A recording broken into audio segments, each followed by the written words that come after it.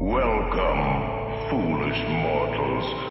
Welcome back to my cozy little corner of the internet. Here we love movies. I'm Charlie the Vampiric Barbie, your host, and welcome to the first episode of Hollywood History.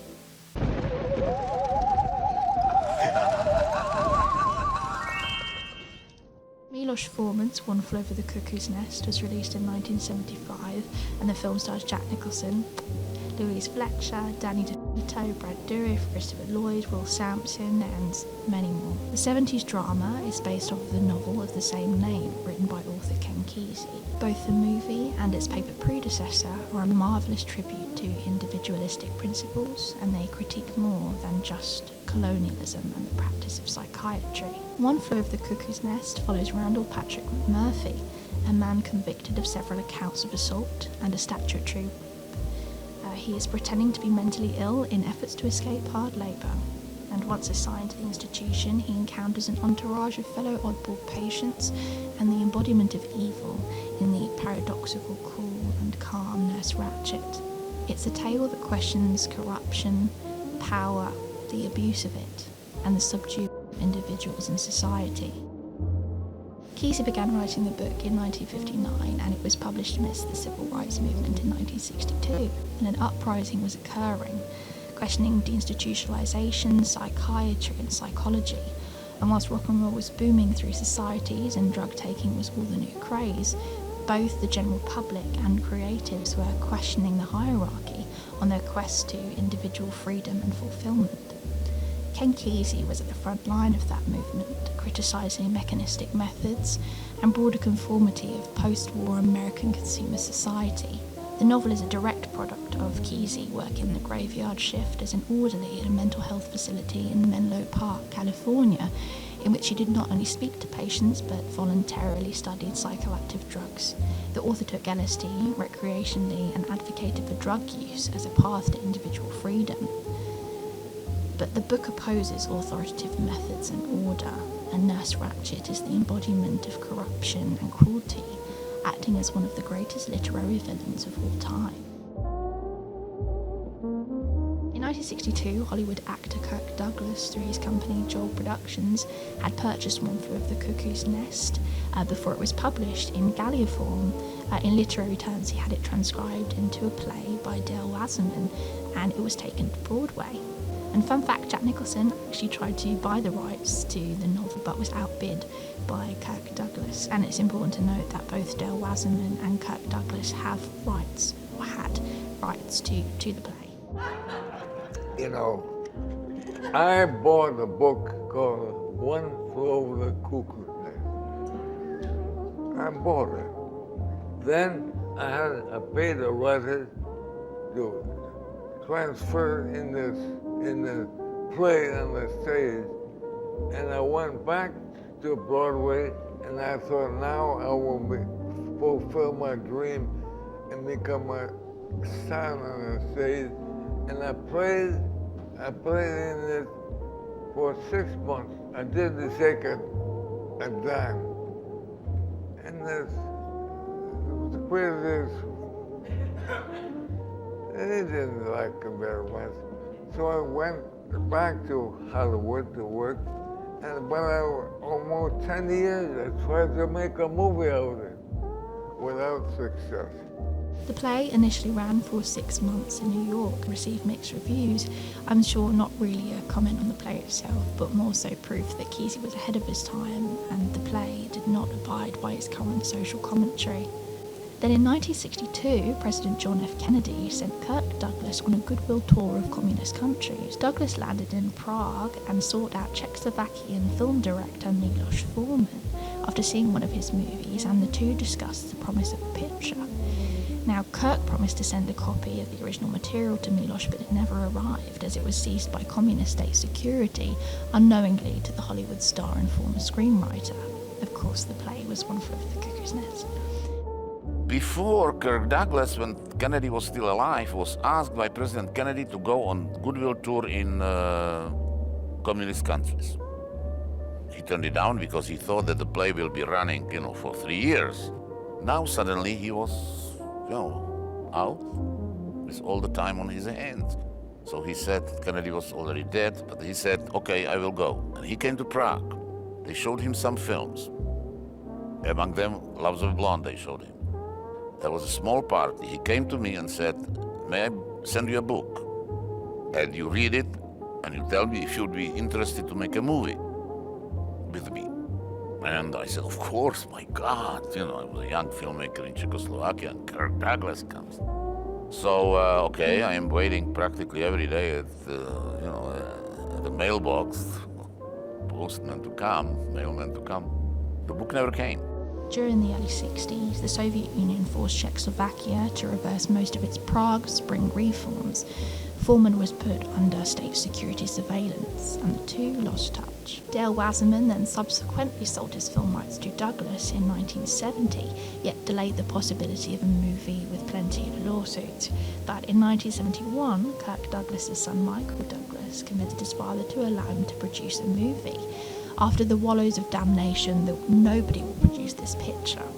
But eventually Kirk Douglas surrendered. While studying at the University of California, Michael heavily participated in activism amongst his fellow students, and he loved Cuckoo's one man against the system plot. About that time, my dad had spent 5 years or plus trying to get the movie set up. He couldn't, was deciding to sell the project, and I asked him, because I was in love with it, could I run with it? Could I take this project over for your company, try to get it set up with you playing the part? And he agreed. And so it was really my love for Cuckoo's Nest and that book that got me involved in producing. Michael sought out Richard Rush to direct, but the project was unable to secure any financing from major studios. And in 1973, Douglas announced a new deal in which he would co-produce Cuckoo's Nest with record producer Sol Zantz. Then Hal Ashby was brought on to replace Richard Rush alongside screenwriters Lawrence Horban and Bo Goldman. Producer Sol Zantz felt an affinity with Ken Kesey, and Kesey did participate in early stages of script development, but he withdrew after creative differences arose over casting and narrative point of view. This time, Milos Forman had successfully fled to the United States, while simultaneously Michael and Saul had been shown Fireman's Ball, directed by Forman, by their screenwriter Lawrence Horban. So unaware that Forman was his father's first choice all those 8 years ago, Michael sent Milos a copy of One Flew Over the Cuckoo's Nest. Have you ever heard the old saying, a rolling stone gathers no moss? Yeah? Does that mean something to you?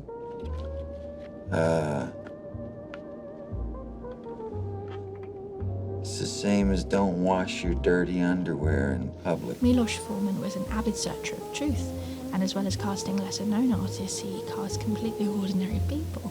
And in every single one of his movies, humanity seeps through every crevice. He has a true sense of realism, I think, that no other director has ever been able to execute to the same caliber. And Cuckoo's Nest is no exception. 6 months later, I'm in my office, my phone rings. Hello, Michael? Says, yeah, this is Mel Lyman Motors. And he says, yeah, Michael, biggest son of a bitch Indian walked in the other day. This boy, I think he's just what you're looking for. Well, then we want to see him. So, they flew him to Portland, and I asked Jack Nicholson to fly with us because can he act?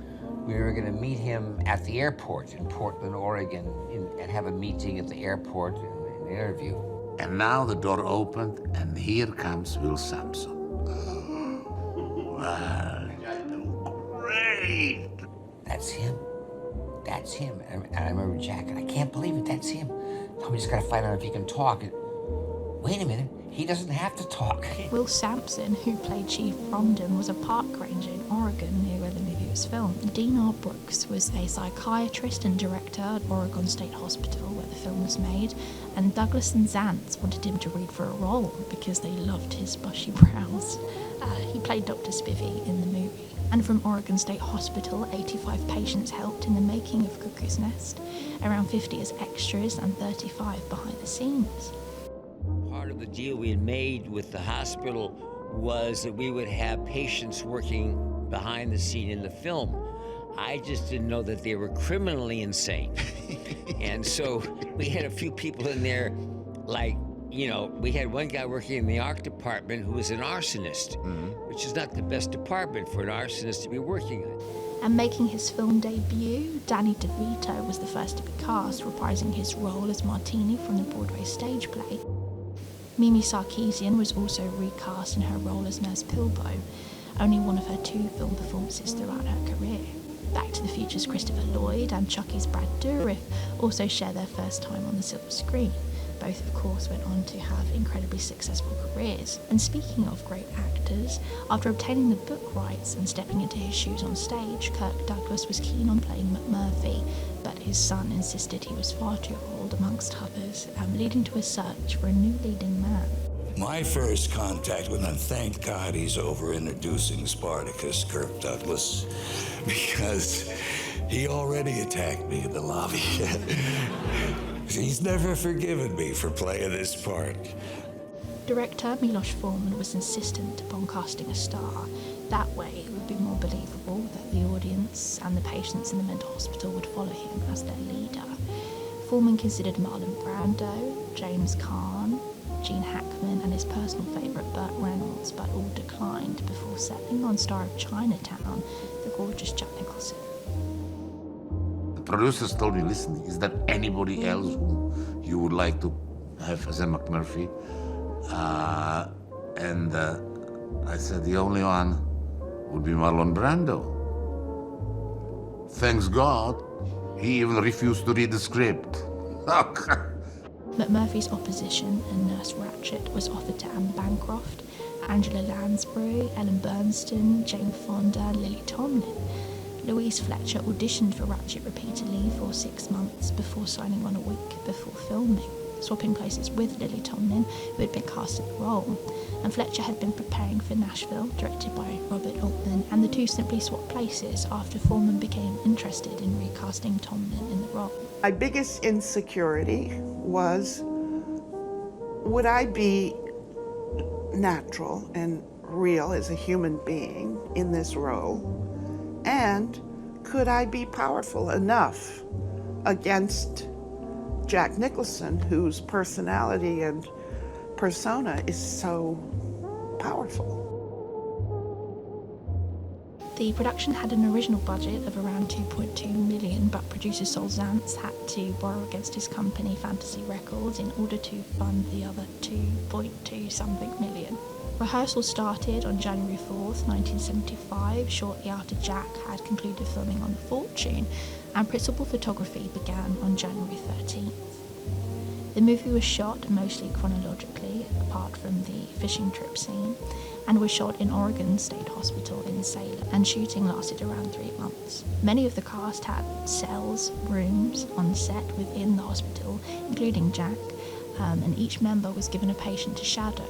It wasn't until later that producer Michael Douglas discovered that many of the residents were actually criminally insane. For the group therapy scenes, Forman relied heavily on reaction shots, so 3 cameras were used at different angles simultaneously.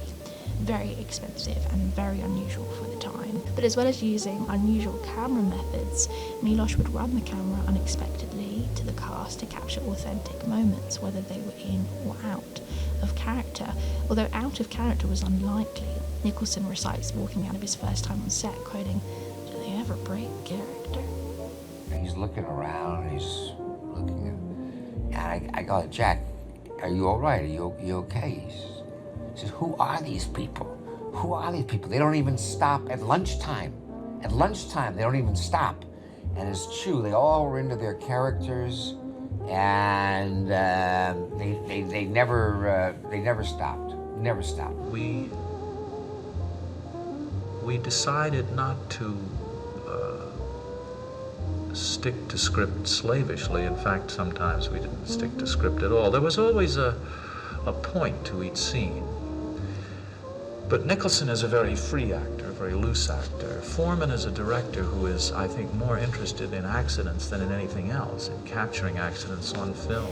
Milos Forman made the most of natural lighting and actual settings, all adding to his unique, immersive cinematic experience. Haxel Waxler was fired as cinematographer, and Bill Butler was brought on board, but both were nominated for Best Cinematography for Cuckoo. Cuckoo's Nest.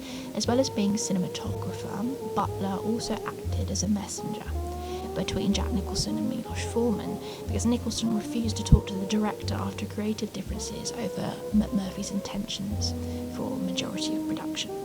The movie premiered at the Sutton and Paramount Theatres in New York City on November 19, 1975. And author Ken Kesey claimed to have never have seen the picture after they changed his original material and cast Jack Nicholson, an actor he claimed to intensely dislike. But despite missing one audience member in Kesey, Cuckoo's Nest was the second highest grossing film released that year at $109 million, and the film went on to gross over $163.3 million, and despite the author's distaste for him, heartthrob Jack Nicholson went on to win Best Actor for his rendition of Randall McMurphy. Jack Nicholson and One Flew Over the Cuckoo's. The winner is Louise Fletcher. The winner is Milos Forman. One Flew Over the Cuckoo's Nest. The winners are Lawrence Houben and Bo Golden for One Flew Over the Cuckoo's Nest. The movie won the Big Five Academy Awards at the 40th Oscar Awards ceremony, as well as Best Actor. Louise Fletcher won for Best Actress, Best Direction for Milos Forman, Best Picture and Best Adapted Screenplay for Lawrence Houben and Bo Goldman. It was one of 3 movies to reach that status, the other 2 being 1934's It Happened in One Night and The Silence of the Lambs later in 1991. The picture opens and closes with music from Jack Nicholson, who composed the film's minimal soundtrack.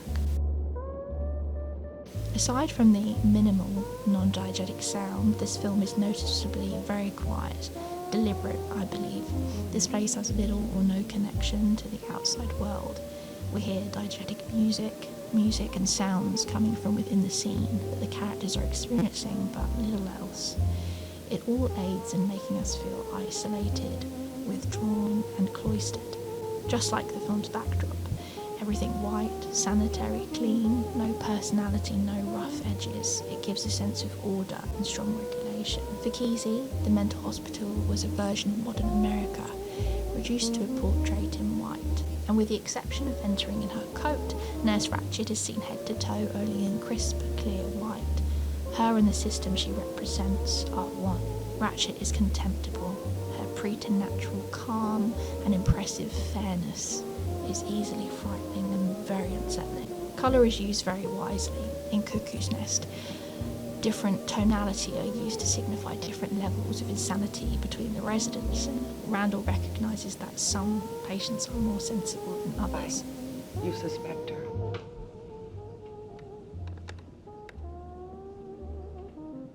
Well, I can only speculate as to the reasons why.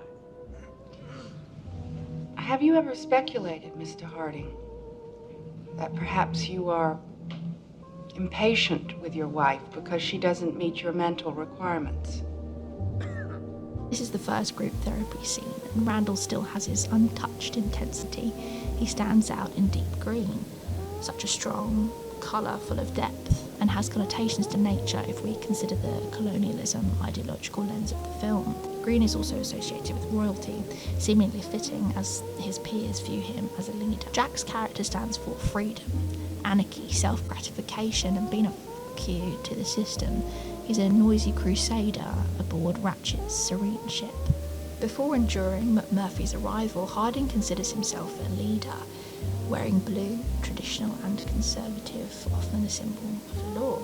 I guess Harding is a little law-like. He often attempts to police any conversation he's in, and he's usually the loudest in any scene he's in, and he believes he's the voice of reason. But no matter which lens you take, it's clear that this picture has little interest in being about mental illness.